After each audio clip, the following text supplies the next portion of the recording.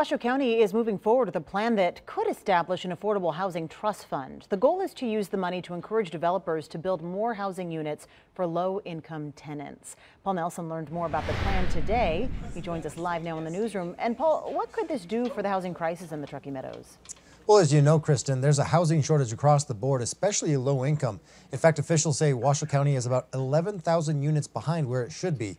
The commissioners hope a trust fund will help the situation, but like anything else, paying for it is a big question. Apartment projects are being built in Reno and Sparks, but officials say a lot more are needed. With more of our multifamily projects coming online, those price points are rising, and so it's more difficult for even families to find a place to stay as they move in from out of the area.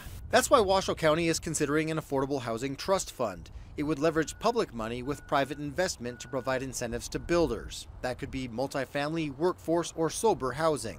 The targeting for the funds that we in the conversations have been for both low-income residents, but also for people who are working full-time jobs who can't buy a home or who can't find affordable rent. Klippenstein says thousands are stuck in weekly motels with nowhere else to go. Affordable rent is considered to be about 30% of your income. For many, that means they need $300 to $800 per month units. Otherwise, you see 50 or 60% of their income going to rent, and then they're accessing social services, they're going to food banks, they're going to all these other places trying to stretch their dollar other ways. Klippenstein says a conservative estimate would require about $13 million. One idea to pay for it would be an increase for DMV registration.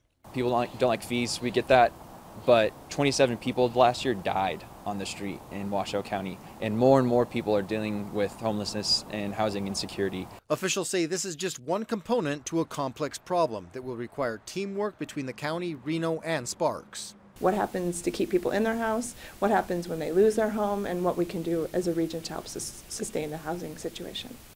The Washoe County Board of Commissioners could approve the draft ordinance in January. They'll also talk to other jurisdictions to decide how to allocate the revenue. If it all gets approved, it would take about a year before the funds are available. Covering the story live in the newsroom, Paul Nelson, 2 News.